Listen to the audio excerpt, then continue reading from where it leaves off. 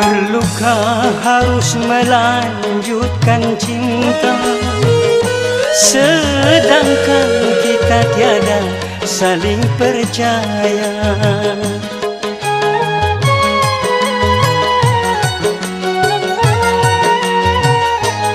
Sudahkah ada pengganti di sana yang lebih memuaskan segala-galanya?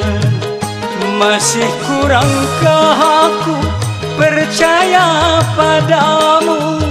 Kukira cintamu tidak untuk orang lain.